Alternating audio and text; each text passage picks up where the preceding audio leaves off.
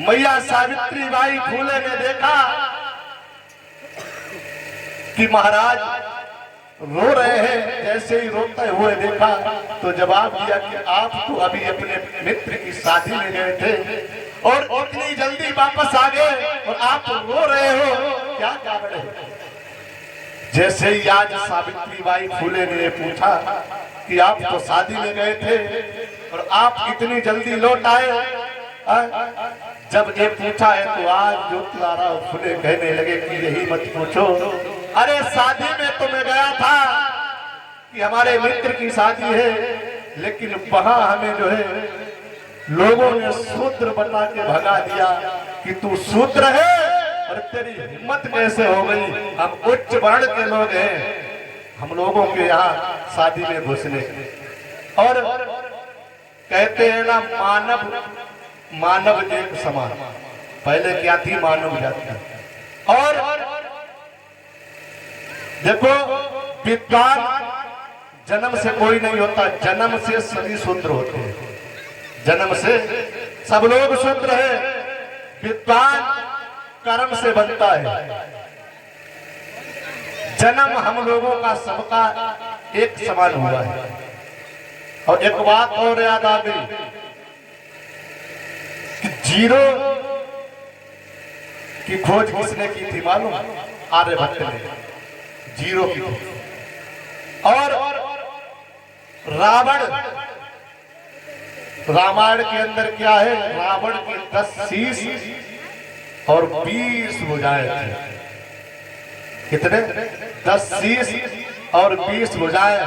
माता बहनों, हम लोग यही सुनते आए सदियों से, इसीलिए हमारी बुद्धि में यही है और इसीलिए बुद्ध की कथा पल्ले नहीं पड़ती है।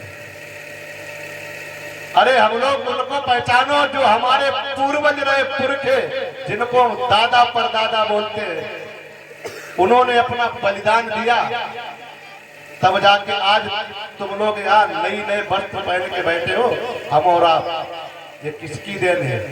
हमारे पूर्वजों की और DR बाबा साहब अम्बेडकर की, जिन्होंने हमें अधिकार दिया यहाँ बैठने का। नहीं तो आज भी हम लोग गुलामी तो वैसे भी अब भी है, लेकिन सुधार है। हम लोगों के लिए ना तो अच्छे वस्त्र थे, मतलब जिंदगी भर गुलामी करो। अगर ये अधिकार जिसने हमें दिया है और हम उसको ही भूल गए, जिसने हमें इस लायक बना दिया, तो हमारी सबसे बड़ी मूर्खता है। रावण के रामायण के अंदर 10 शीश और 20 भुजाएं थी। हमें एक बात समझ में आज तक नहीं आई, मालूम वो बात क्या है? कि बालक एक सिर वाला जन्म लेता है तो माता को कितनी दिक्कत होती है। इसका हम लोग कभी नहीं अंदाजा लगा पाएंगे। जो माँ बच्चे को 9 महीने अपने कोख में रखती है, उससे पूछो क्या बीतती है। और रावण के 10 शीश थे, तो अब विचार करो, एक सिर का बालक जब पैदा होता है तो माता से पूछो कितनी दिक्कत होती है। और विचार करो क्या 10 शीश वाला कभी पैदा हुआ? अरे 10 शीश छोड़ो, कभी सुना है कि 4-3 सिर वाला पैदा हुआ? कभी सुना? और यही तो भगवान बुद्ध की कथा बताती है, जिसे विज्ञान इनकार कर दे उसे बिल्कुल मत मानो। और बुद्ध की कथा एक विज्ञान है, बाकी कुछ नहीं है।